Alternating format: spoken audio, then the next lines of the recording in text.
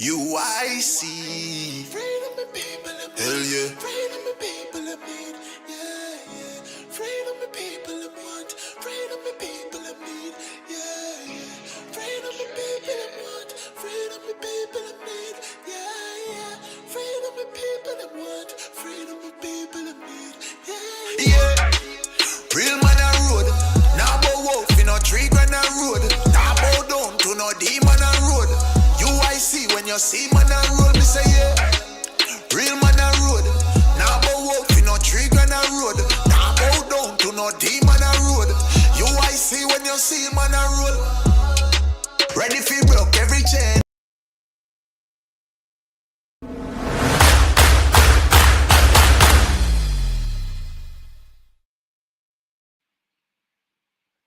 Okay, welcome. Good evening, good evening, good evening, everyone. And welcome to our special, very special UIC TV Live tonight. We have a very special guest. And we'll get to her in a couple minutes. Let me just big up some of the people that are on right now. Misha Earl, big up yourself. Greetings United. Looking forward to our very sweet but super capable, no nonsense Mrs. P. Well, we're going to hear some more from her. JMH, always good to see you on. Lion, why? You and JMH, always on point. Good to see you on as well, Lion Will the Jungle. Jason, good night. Welcome to the stream or welcome to the live. Today we are going to be speaking with, hey Liddy, what's up?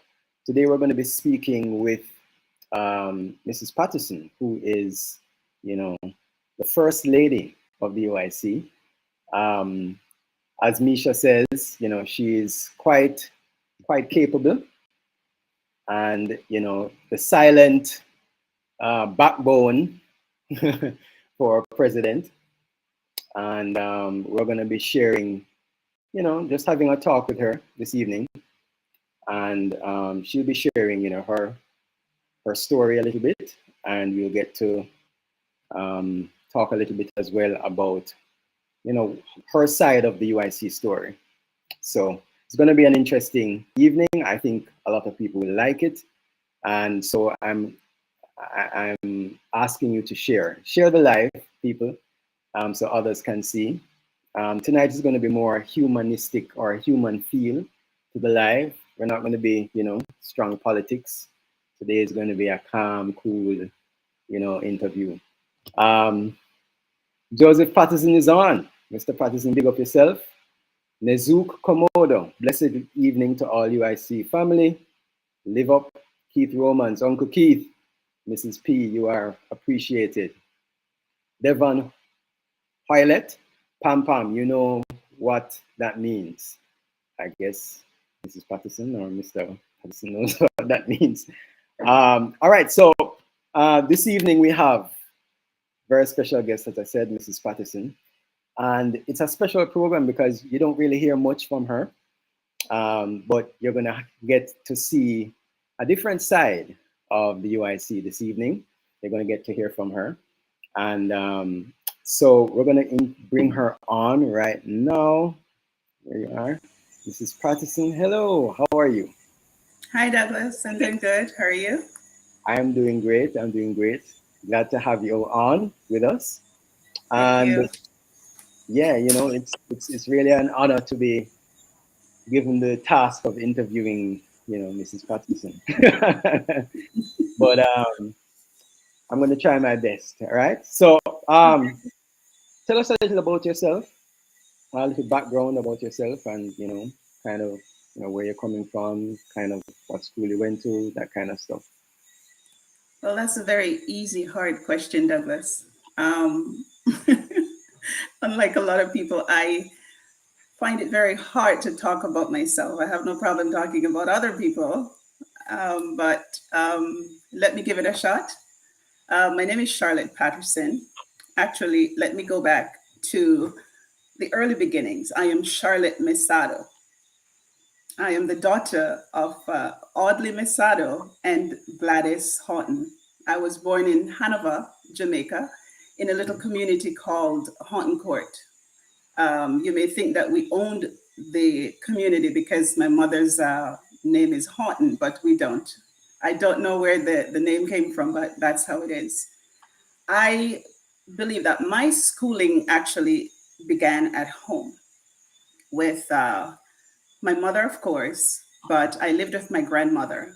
And so she was a homemaker. And I believe that's where my education began, my schooling, if you will. And she taught me some invaluable lessons for life. It's not just the things that you learn in the classroom. I learned practical things, things that I see now in my home and while I was raising my children, how valuable what she gave to me was. And I'm ever so grateful for that. After I got to the age of, I guess, between 3 and 6, I was introduced to basic school in my community. And I have to be very honest with you, I hated it every single day of my life. It was no fun. It was more fun being at home with my grandma and being in her school. The the basic school I attended at that time, the first time I can remember, my teacher's name was Miss Dottie. And I used to go home and complain to my grandmother that that lady is she's very mean and horrible and stuff because all she does all day long is beat. So I don't really learn anything in school. So I asked her, could you please rescue me? Don't send me to school anymore. I would be so happy to stay at home forever with you and learn what you're teaching me. But it didn't happen. So I went to her school and I was pained every day.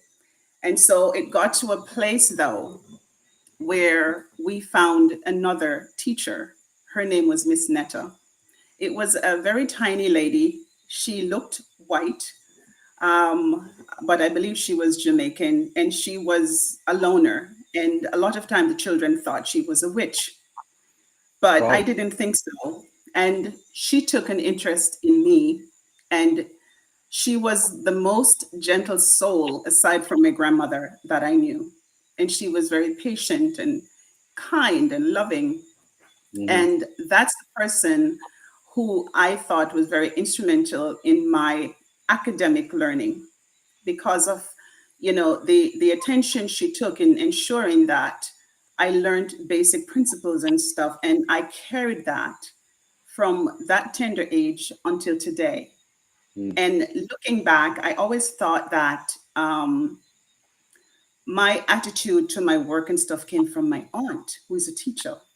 But when I look back in my early years, I realized that, and this interview has forced me to see it more clearly, that it was Miss Netta who was, the person instrumental in ensuring that I am the lovely Charlet Patterson that you see today. Great. So big Uh, up, Miss Nisha. how to write, how to form my letters, and some days I was the only person in her class, so I felt so special. But Awesome.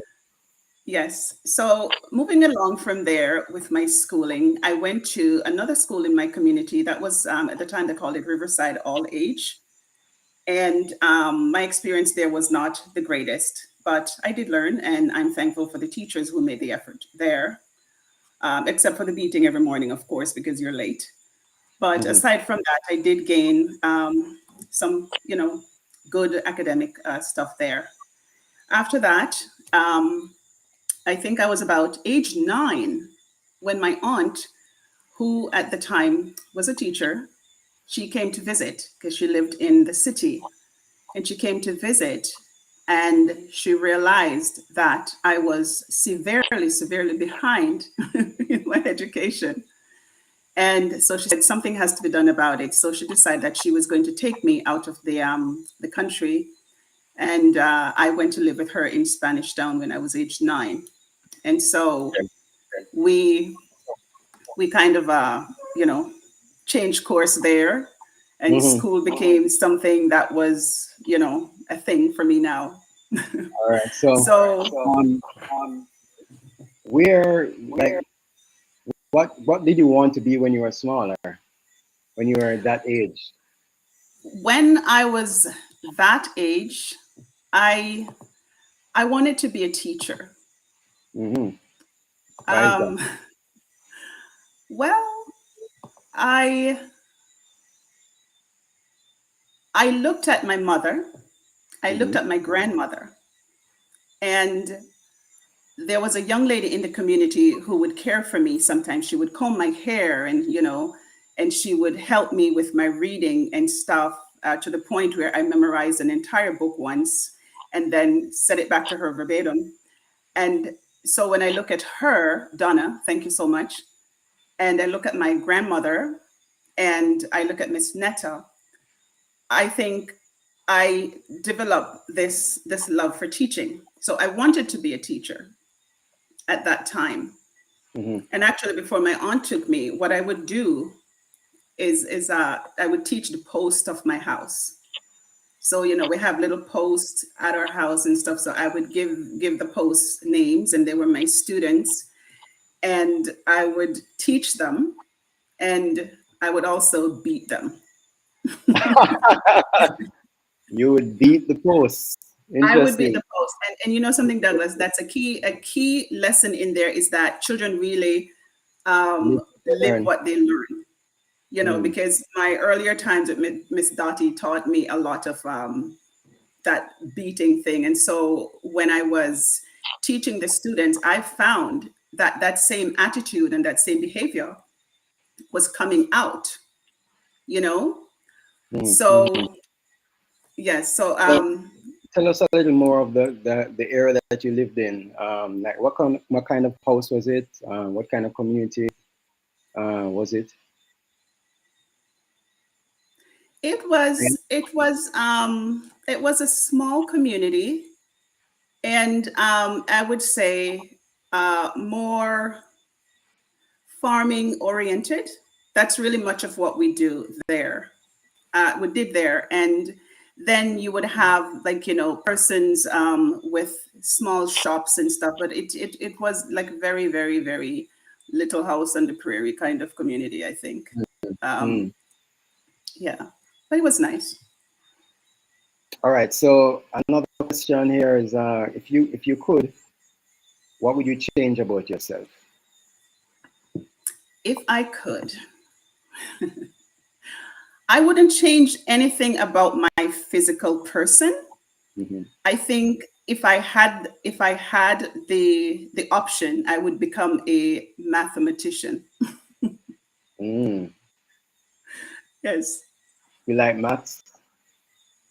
No, I don't. You don't like maths. Well, you know what? I should not say I don't like math. I am not very good with math, and it is a desire, it is a wish, it is a hope, it is a dream. And Mm. so if you give me that opportunity to say what it is that you could just wave the magic wand and change, that's what I would change. Okay. All right. So if you were a superhero, what powers would you have? Ah, if I was a superhero, uh, I would love to have the power of healing, and healing of brokenness. And you have people with so many issues, and like physical issues and also mental issues. You have some persons who have the dream, the desire, the love of something that they want to go forward with and push, but there's an Mm. obstacle, there's something blocking them, and they just don't know how to get around it. So I wish I had the power to touch them, to touch the nerves and the cells and everything that needs to ignite, to give them that drive to go forward and do what they need to do. And I also wish I had the ability to stop crime. You see how much crime we have in Jamaica here? Yeah. Yeah. I wish I See had the power to stop the knives and the guns and everything. Yeah. So much for the superhero thing. Could be Flash. that. Mrs. Flash. What's your biggest motivation? What would you say is your biggest My motivation? biggest motivation. Well, there are quite a lot, but I could zero in and say my biggest motivation is to wake up every day wanting to be the best version of myself. Everything I do, I think it should be autographed with quality, everything I touch. And so each morning when I wake up, that is my aim, that is my goal. That whatever I'm doing today, I want it to be perfect. I want it to be great. All right. What is your proudest accomplishment or most treasured achievements? Wow. Um, Again, we could have a few lists of those, but I think the one that I would put at the top, or two that I would put at the top, um, is giving birth to three daughters and actually raising them to be good, wholesome, and beautiful people. And my second most treasured achievement is being married for 28 years to Joseph and being a loyal, supportive, and a great business partner to my husband. Yes, you score some points there, man. Well done, well done. If you could go back in time, what year would you travel and why? That was quite an interesting question. Um, Sometimes when we sit and reminisce and we talk about if we could go back in time, what we would do or what we would change, the reality is that we cannot. And unless we're going back to review with the intention to do better, there is really no point in wishing to go back in time. So I think looking back on my life, I've seen where I've made mistakes. I've seen where, things could have been done differently. And so I review and I take those revision to use to make myself a better person or to help the person I'm working with a better, to make those things a better person. Sorry, mess up there. Anyway, yeah, I think you get what I'm saying. Yeah, that's fine. So what would you say is your favorite childhood memory? Oh, wow, We this is a nice one. mentioned earlier.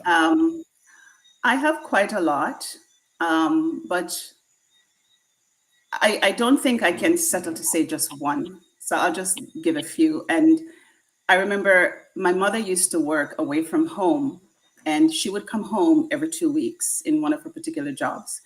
And I would sit by the gate and wait because Friday evenings would come and I know she would be coming. The yellow truck would come and would drop her off, and then we would spend the weekend together. So that's one of the favorite memories that doesn't leave me. Another one is just sitting and combing my grandmother's hair after we were finished with our housework and stuff that we had to do. And the fun part of that was that while I comb her hair, I would listen to her telling me stories of her life, but also encouraging me on how I should be. And she would tell me, when you get married, when you go to school, these are the things that you should do. This is how you should position yourself in life. You must always be respectful to people, and that sort of thing. So my mama was such a treasured person, very lovable. Um, Another one of my childhood memories was cooking outdoors with my brothers, Glenn and Tommy. And the worst part of it all was that, we cook and we have a good time and then we'll sit down to eat.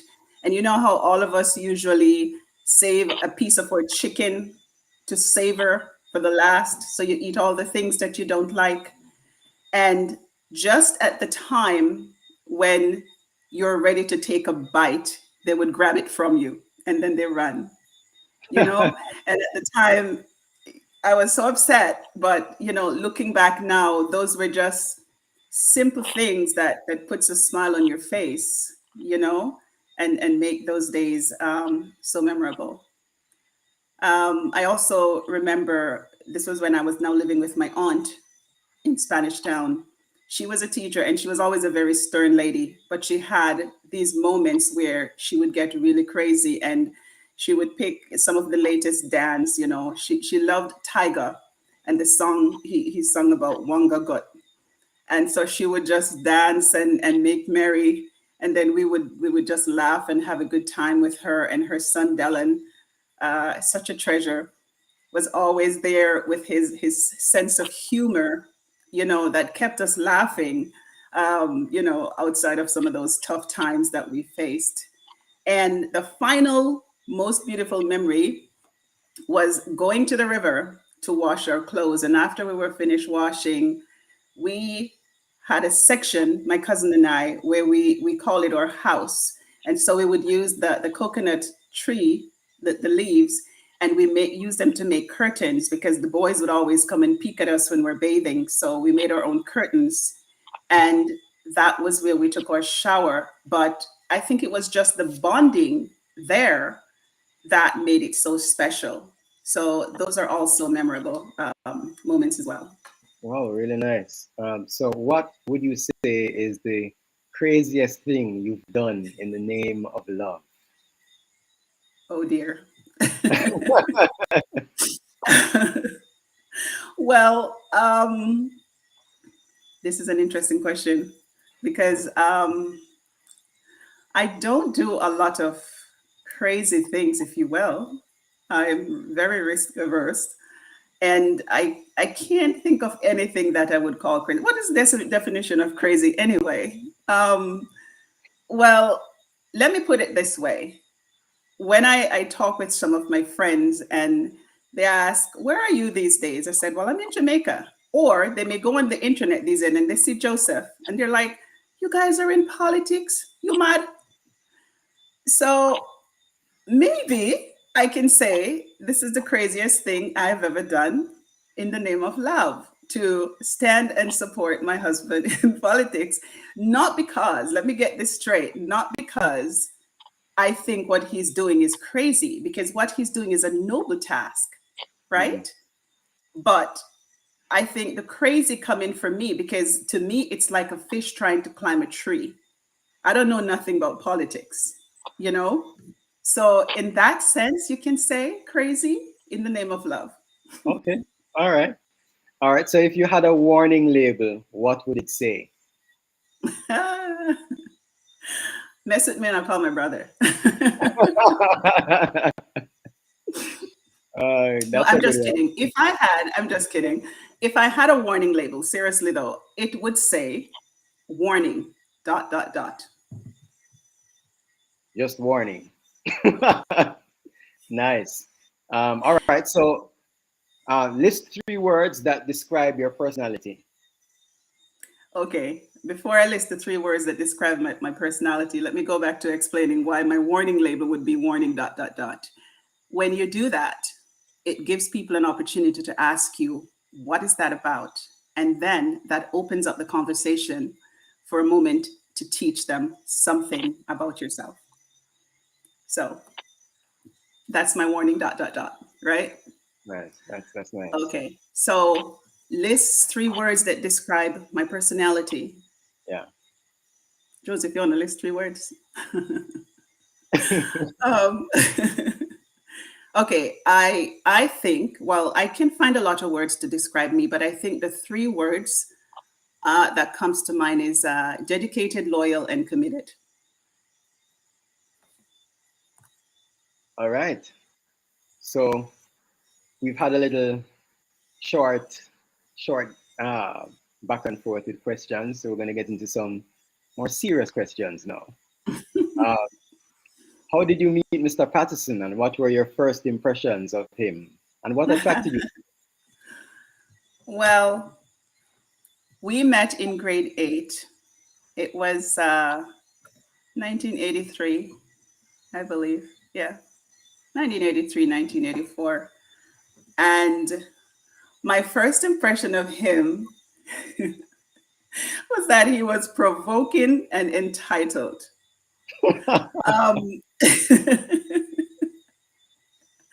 It was almost as though he came from a world where God told him that you're going to go into this classroom and you're going to see this girl and she belonged to you. And what I mean like that, because the first day he came to class, we were there and he was eyeing me all the time. And then when we got the first break, he came up behind me tapped me on the shoulder. I turned around. He didn't kiss me on the cheek. He kissed me straight on the lips. Wow, Mr. And Patterson, going in. and you know, at that time, I think I was a little volcano. So I swung and slapped him on the cheek. But you know, that was the first time. But in a funny sense, you know, even though my response was automatic, I think in hindsight, it was Joseph's his cuteness, his confidence that actually pulled me to him, because you know he had a sense about him, you know, this directness. There's a truck passing. Let me wait.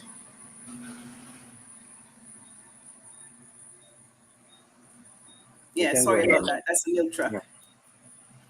So yeah, so Joseph had this confidence and drive that at that young age I could not yet define it. But I remember going home and saying to my cousin, I met this boy in my class. I really can't stand him, but I like him. So he had a lasting impression. He had a lasting impression. All Yeah. right. You moved to Canada after high Mhm. school, yes. Right. And so, what was it like raising a family in Canada? Healthcare, school, etc. Um, I'll take the risk to say things are perfect in Canada, you know, and I'm saying perfect because the truth is nothing is perfect. But you know, compare Canada to here when I left Jamaica and stuff. What I saw and loved there was the structure. You know, Canada was well governed, was clean, it was family friendly and growth oriented. Healthcare wasn't an issue, and the school system was humane. Hmm. Okay. So when did the talk about starting a political party begin? And how did the family feel about that? Well, I'll take you back to when the talk actually began. And it wasn't so much a talk about a political party, it was more centered around building up our country, making it clean, safe, and orderly. These words that he's telling you today, those words have been said since we were teenagers. So he has always had the eye for the beauty of the country. And I remember that, you know, we used to spend our lunchtime when we got the chance to at Emancipation Square in Spanish Town. I don't remember the name of the street now, but there was, I think it was an Arawak museum there, which had a park. And we used to hang out there at lunchtime and eat our lunch. And I would just sit there patiently and lovingly listening to his ideas about how he thinks our country could be so much better than it is, you know. And today, as Joseph continues his journey in the political arena, he's a different kind of person. He's not the regular kind of politician that you see. You know, he's more about growth. He's more about fairness for the people. And I do not think my family, my children, and the rest of our extended family, I don't think they are against politics. What I think is happening truly is that the fear factor is what the fear factor is what is affecting my family members, Joseph family members, and a lot of people in Canada and United States and so forth, where people are there and they want to come back home. But with all of this craziness that is happening, you know, that is where you may hear someone say, why did you guys decide to do that? Why did you decide to go into politics and stuff, you know? But he sees the the potential for change, for Jamaica to change. Like some people have given up and say, well, we're done. This country is dead. It cannot be changed and stuff. But he doesn't see it that way. And in him explaining it to me over the years, I've come to realize that despite all the madness and the badness that is there is hope, and it can change. Okay, so when did the talks about moving back home to Jamaica start?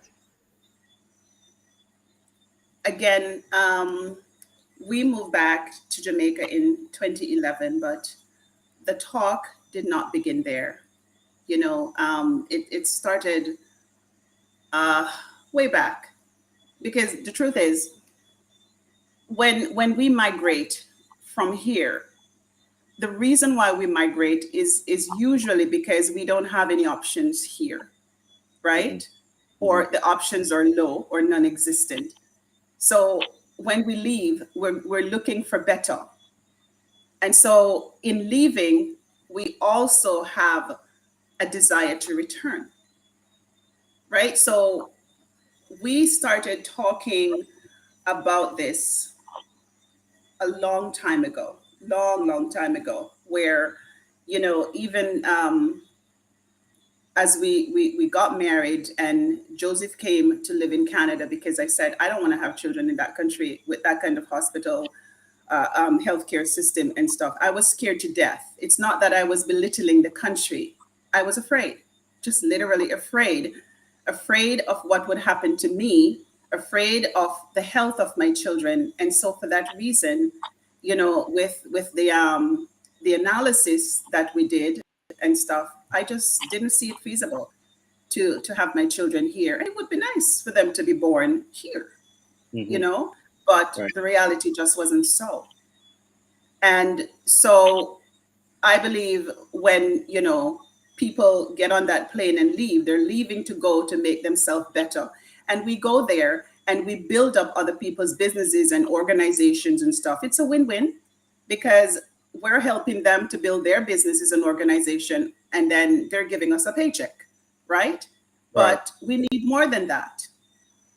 And sometimes we get stuck, you know, when we turn on the TV and look at the news and see, oh, there's another death, another murder in Jamaica, another this, another robbery, another something, and people get discouraged. And they decide that, okay, you know what, forget it, I'm going back there. But we were different. Joseph was different, because there are many things that I know, but there are many things that I have learned from Joseph and benefited from. And his idea of not wanting to return to Jamaica at 65 was different. And so we learned this at a certain, probably when we were about maybe in our late 20s, we started talking about that, and he started getting serious. He started saying, Charlotte, you know, I want to go back home, and I don't want to wait until I am sick or I can't do anything. I want to go back home, and I want to be vibrant. I want to have a farm and want to do stuff. I want to help the country, help the community and stuff. So that was the reason why we didn't want to wait. We're a little bit off time because he wanted to retire at 45. Because retiring doesn't mean that you stop working. Exactly. You know, you're doing a different kind of work. So that's the reason behind that, Douglas. Okay, so you and Mr. Patterson moved back to Jamaica, and so why did you know, you're looking for places to stay. Why did you choose St. Elizabeth, not somewhere else? Well, the truth is, we scouted the island. We came down, and it was our anniversary, and so we make it a thing. We drove around the 14 parishes. We looked at places, and then, of course, you know, you also go with what was available at the time. We were searching, and because we've heard and studied that St. Elizabeth is the breadbasket of Jamaica. Well, we wanted to be in that basket. And we learned as well that even though a lot of places or parishes in Jamaica have issues with water and stuff, there are water situations in St. Elizabeth, but this area was not one of those areas that suffered greatly from it. So that was also a part of our decision to do so. But yes, we want to plant and grow our food. Nice. And I guess the farming, Mr. Patterson wanting to do farming also helped with that as well. Yes. Yeah. All right. So so you're here. You're back in Jamaica. What were your first impressions? You know, when you got back. Well, when you know something, when you're away for a while, when you leave Jamaica and you go to North America or Europe, and then when you get on that plane and come back, it doesn't matter what kind of crisis that's happening here. When you just before the airplane touched down and you see the water and you see the trees and you see everything and you feel that feeling that I am back home on my soil, it gives you a feeling of relief and I dare say tranquility, and perhaps it's also a relief from the cold that we endure for several months out of the year. So that's the sweet part of coming back here and my initial response. But then, when I think about the crime and when you need to go and get things done, like I think that's the part that disturbs me the most. Everything takes too long to get done, Douglas. And I think what frustrates me is that I know that it can be better. Yes. So how different has life been since starting the UIC? What would you say is the most rewarding part of being co-founder? Life has been different. It has kind of taken on a different role for us. Um, it requires much more of our time, but I still have to say the most rewarding part of it all is knowing that we're working towards making Jamaica a better place. A better place. I would love for my mother to come home. I would love for all the seniors in Canada that are pretty much just, stuck at home, the seniors in England, the seniors in America, because there isn't much for you to do after a certain age.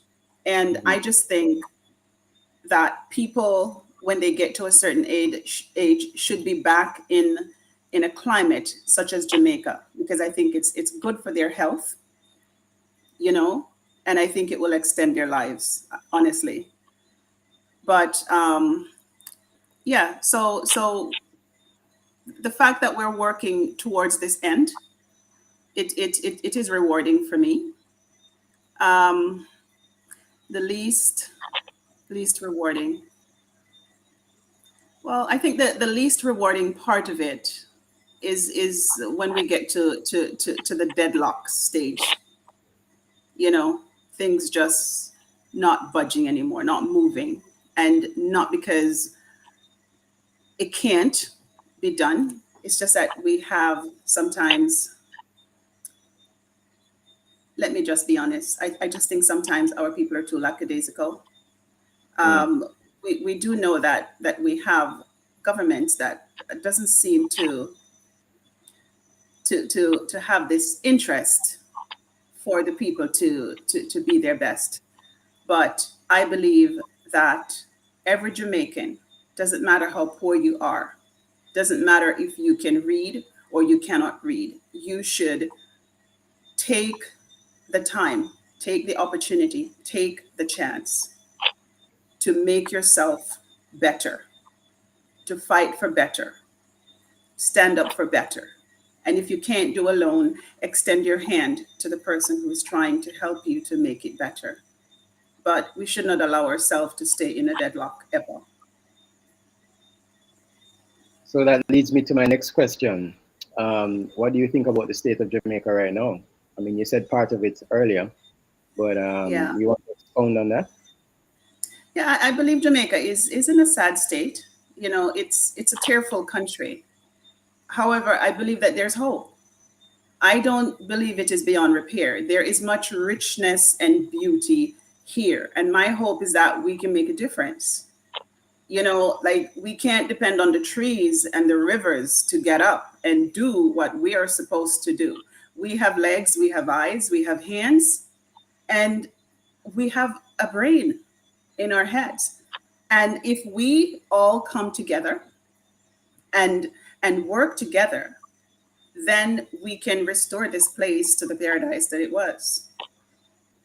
Amen. Agreed.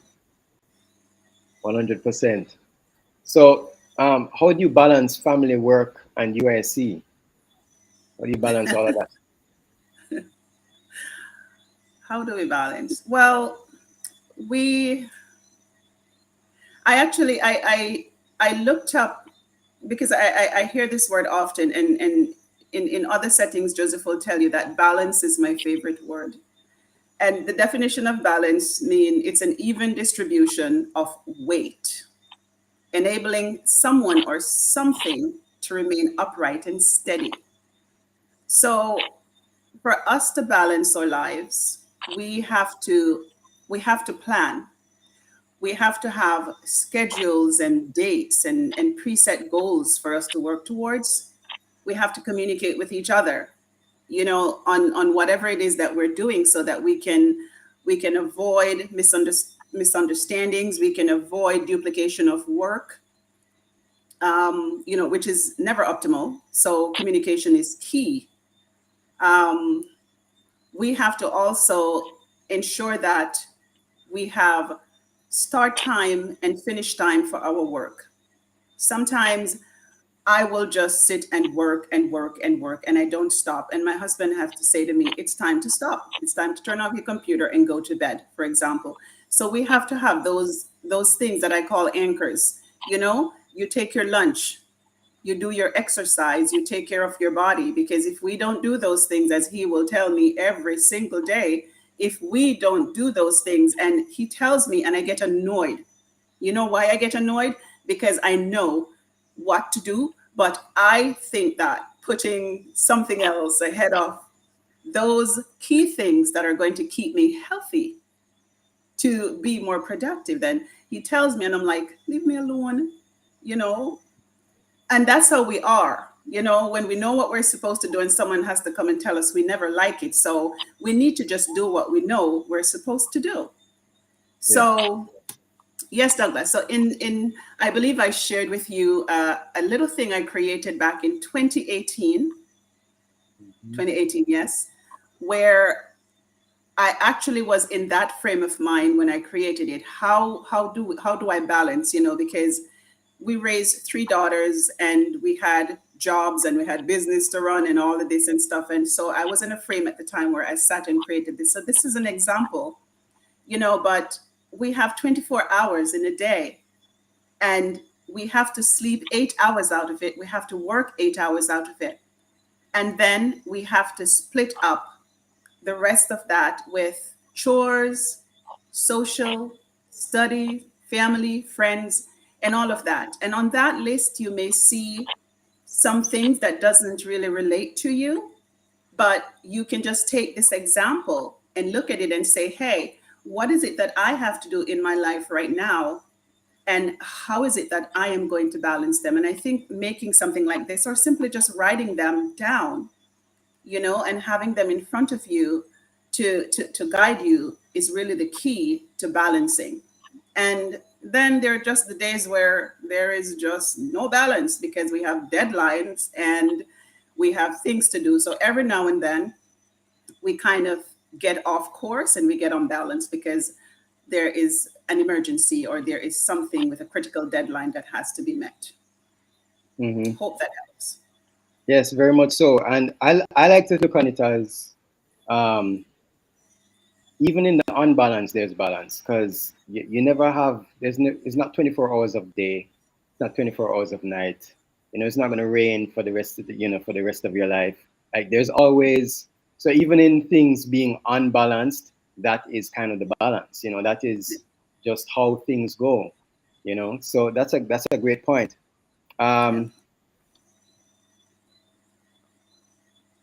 Last question, is it? Mm-hmm.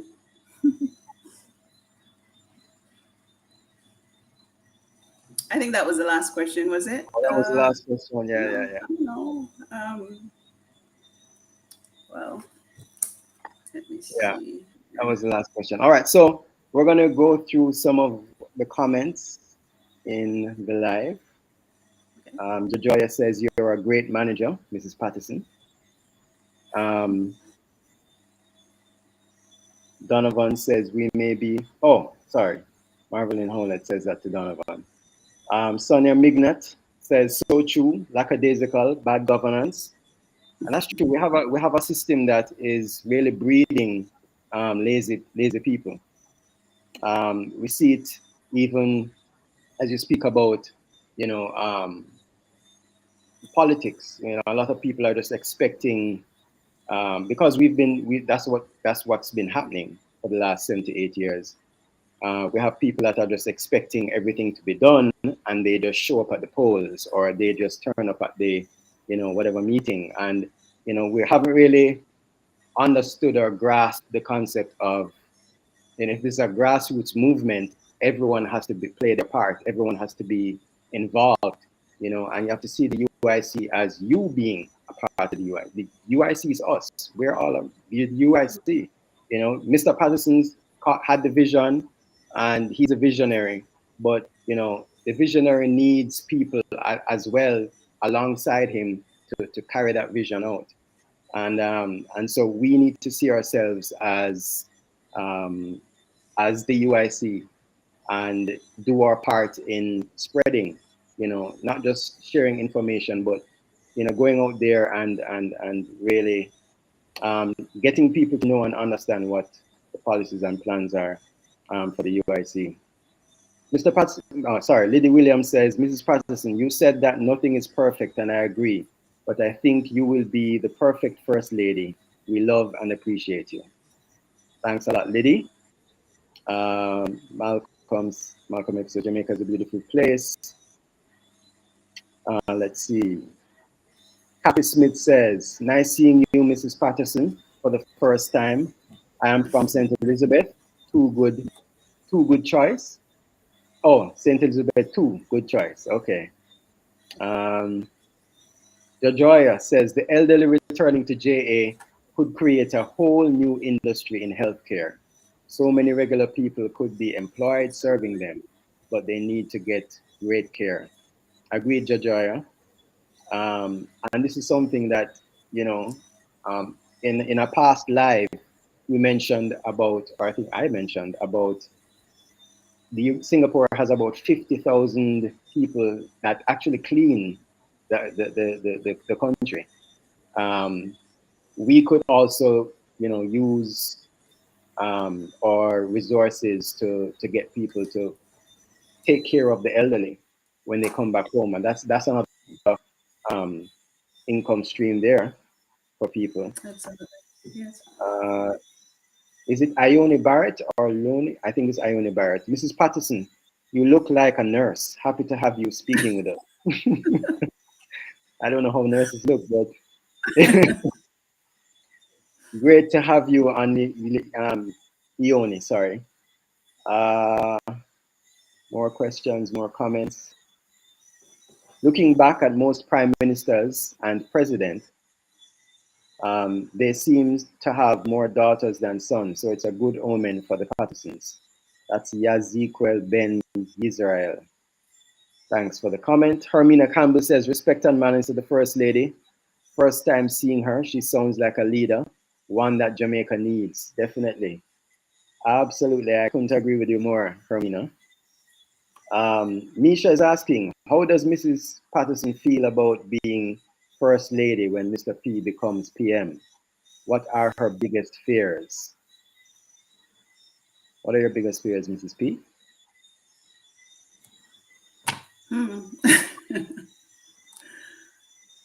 Well, how do I answer this? Well, we haven't gotten to that place yet. Mr. Patterson is not PM yet. So I'm not First Lady yet, Misha. And my biggest fear right now, well, there are a few of them, but um, I think my biggest fear from my perspective right now is losing my husband. I don't know if I am ready to lose my husband to a cause where some days it just seems as though people don't care about their own lives enough. And I don't mean to offend anyone, but it's an honest question she's asking me, and I'm giving an honest answer. And that truly is my fear. Does it mean that we stop? No, we don't. Does it mean that because people are not responding and reacting the way we want that we stop? No, we don't. We're still reaching out. We're still encouraging, because something, my husband has taught me something very important. When, as I told you earlier in answering one of the questions about my early school, where I talked about how I learned from my basic school teacher how to teach aggressively, right? And that is something that I had to pick up on. The same thing has happened to Jamaica, and that's why you hear Mr. Patterson talks about the amount of years that the people have been going through the same thing, the same thing over and over and over again. It is not very easy to just snap your finger and get rid of something. And it can be frustrating when, you're trying to get someone to do something and it's almost like it's not getting through. But we have to keep fighting that battle, because it's years of training, bad training, that is embedded in our minds, and some of us have breakthrough and are not now learning to change our thinking and to adapt, better behaviors and stuff. And so we hope that as UIC, the teaching political organization continues to teach and share the message, we hope that people will get it and people will understand, and that it will create that change that we're looking for, because we're not just fighting for ourselves, we're fighting for freedom for everybody. Yeah. We want everybody to be the best they are. We want people to stop begging, for goodness sake. You wake up, you have something to do for yourself, and you don't have to beg anymore. Begging is belittling. And so UIC wants that to stop. We don't always want to call somebody abroad, hey, can you send me something? We want to help everybody to get to the place where they can have something for themselves, and they can send something abroad if they want to, Right. So hope that helps, Misha. I'm sure it does. Purpose Driven Vibe says, need to see Mrs. Patterson on more often. We the ladies need your mentor. Well said, Purpose Driven Vibes. Jay Robinson says, she has no fear. She will fit in quite well. Misha Earl again, we have to carry on regardless. No one should ever forget the sacrifice that is being made. We need to all do all we can to support Mr. and Mrs. P. Well said, Misha. Malcolm X, the change must come. I am tired of the other two thieves in jacket and suits. JMH, Maurice Williams, it's a walk slash, he's talking about the March for Good Governance that's happening on the 22nd of September. So yes, guys, we're having a very special, special event, but we're having a march for good governance. Good governance now on September 22nd. We're going to be marching or walking from downtown Kingston. So we're starting off in by the Ward Theatre. We're going up to Heaver Circle, then on to Emancipation Park, and then culminating in Halfway Tree. And this is our walk for good governance, because I mean, really and truly, the people in Jamaica, we're tired of everything that's happening. A lot of us are saying it outright. Some people are thinking it, but they're not saying it. But the reality of the situation is we're all tired of what's happening. And so, we want to join with our fellow Jamaicans in demanding good governance. What's happening right now in the country is an obvious indicator, an obvious fruit of bad governance. When you look at the crime, when you look at the fact that 4,000 teachers are leaving or have left, when you look at the state of our economy, when you look at just simple things like no proper garbage collection, no proper sidewalks and streetlights, these are things that clearly point to a system that doesn't really care, and has been, just operating for themselves. So we're having that walk on September 22nd to say enough is enough. It's time that we demand good governance. No. Jojoya says, this is our fight also. The Pattersons have made the stand to organize us under the UIC. We need to support them. Exactly. I like to think of it as Mr. Patterson has built the car. We are the engine. So the car is there. Everything is, he's set the stage basically, and we now need to go on stage and play our part, do our own performances, right? We need to stand with them, definitely. As someone who has just recently been with the movement, and now recently in an executive role, I am seeing how serious this is. This is a lot of work, guys. This is not, a lot of people think that it's a walk in the park. It's not. It's really not. You have so many things dealing with, and so we really need to come together. If we can all, our symbol is the handshake. If we can all join hands and unite, this country could be so much better, so much better. So united we stand under the UIC. Well said. Marvelyn Howlett, we need to do all we can to support Mr. P, to out those two stagnant parties that does not have the country or the citizens' interest. Absolutely, Marvelyn. And we hope you stand with us as well.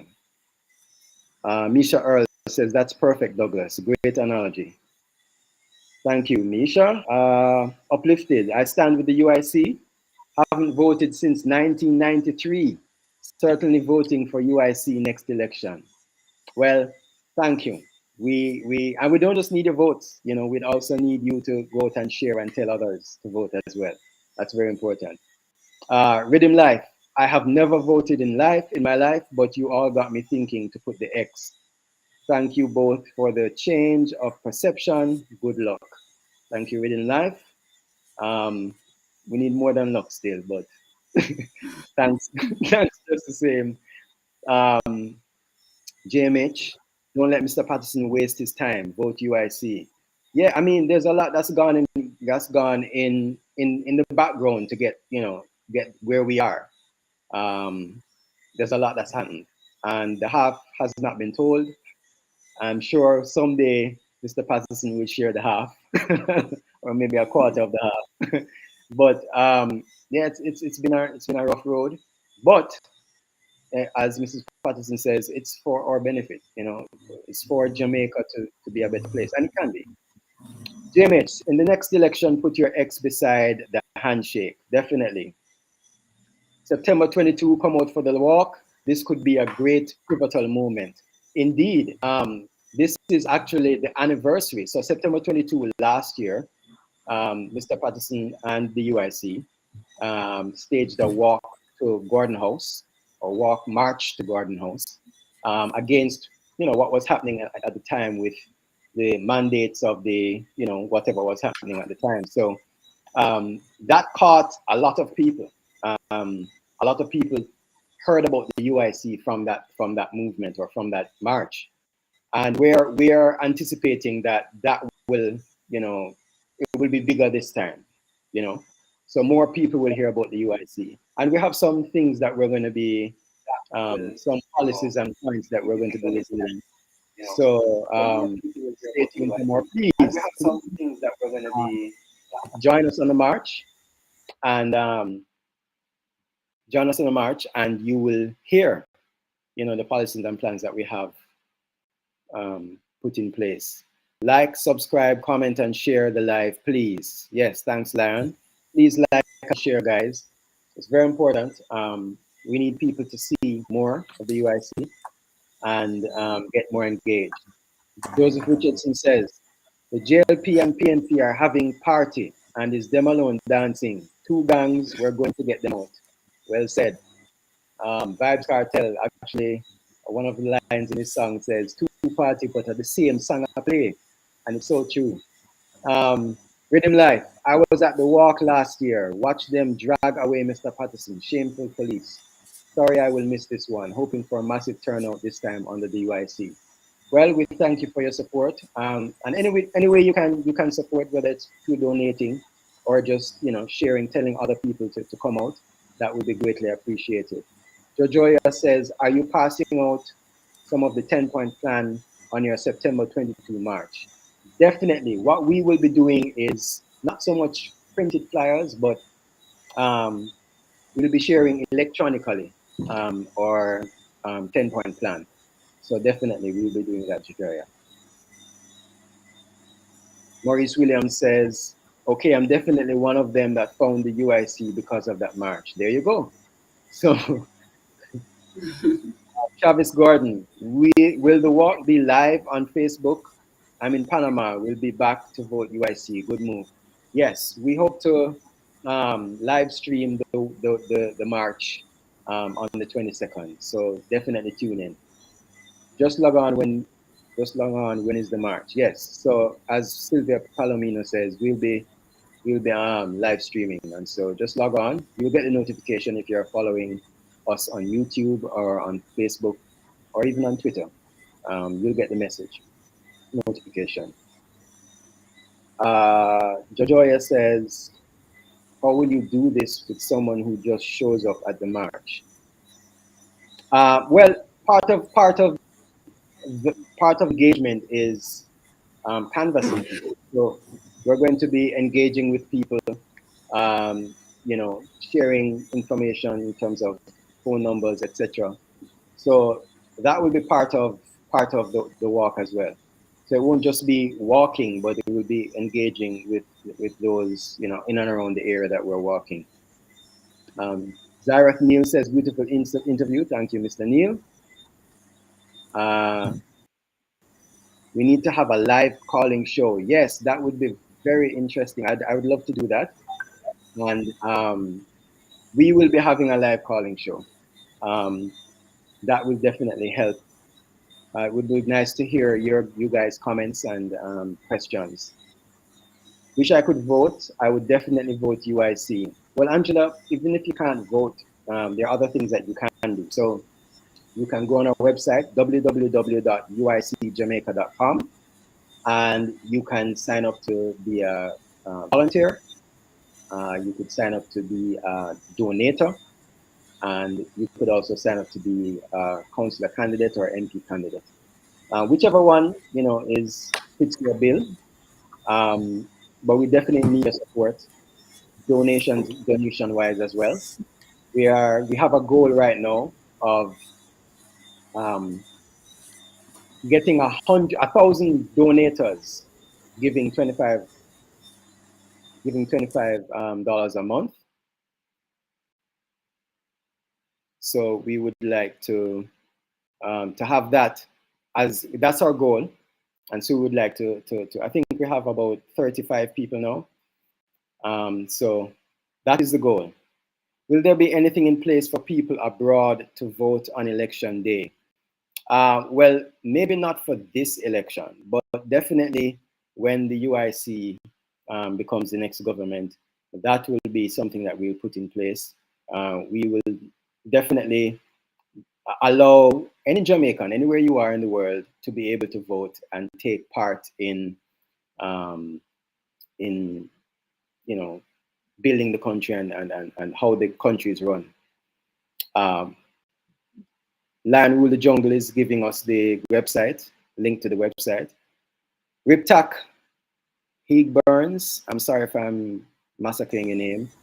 UIC should have an education program for diaspora members on how they can qualify to vote. Okay, we'll definitely think about that. Well, I mean, as long as you're Jamaican, you'll be able to vote. So that will be your qualification. Are you a Jamaican citizen? Brittany Forbes says, vote UIC, my first lady. Yay, Mrs. Patterson. Well done. All right, so Mrs. Patterson, we're going to give you a final word if you would like to, and you can leave after this. So, do you have a final comment? Something that you would like to say to the people? Well, sure, Douglas. I would like to thank everyone for coming on this evening for us to have a chat together. I also would like to thank my families and friends who are watching and supporting us. We also would like to encourage the people here not to give up hope, the people abroad who want to come home, not to give up hope, just join hands with us and let us work together for a new and better Jamaica. Will you do the like, share, encouragement and stuff like that, Douglas? Yes, I'll take care of that. No, no worries. All right, so thank you, Mrs. Patterson. Thank you so much. I have a question, Keith Romans. I don't know if it's for Mrs. Patterson. When will you be back? Or I don't know if that's for somebody in the chat. All right, well, Mrs. Patterson, thanks for coming on the live tonight. It was a pleasure interviewing you and, you know, seeing a different side to the UIC and hearing a different side about, you know, how the UIC was conceptualized. So thank you. All right, so Peter White, UIC all the way, vote UIC. Sonia Mana, good interview. All right, so yes, guys. Oh, it was for her. Sorry, Uncle Keith. Yes, guys. So thank you for coming on the live this evening. It was well, drop. Let's see. If you enjoyed this live, drop a 10. If you didn't enjoy this live, drop a 1. If you thought it was okay, you know, you can give it a 5. But let me know in the comments how you felt about this interview. There's some people that would love to see more of Mrs. Patterson. I'm not sure if that's going to happen, but all right. So I'm seeing a lot of 10s, a couple of 10s coming in. Jojoya says, "Come on, people! 100 people on live and only 30 supporting, $25 per month. We need to do better, definitely. But give what you can. You know, if you can only give $10, then you know, $10 a month it is, and we will gladly accept that." Ready Life says 8.5. Marvin Howlett, oh, these are going fast. 11. Travis Gordon, 1,000. Bruce, 10 out of 10. Yes, she has ideas. This Sean. Sorry, Jojo, I didn't get that one. Howard Foster says 10. Carol Spence, 10. Erland Malcolm, 10. Marvelyn Hewitt, 10. Isha Earn, 10. Sonia Mignot, 8.5. You know, I thank you all for, you know, your honest opinions. Joseph Richardson, 10. Scotty, UIC Flames. Nizook, you all did well, 100. Howard Foster says, I missed some questions. Let me see if I can go back and find some.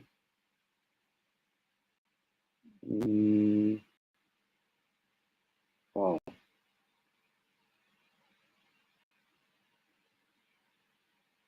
Let me see here.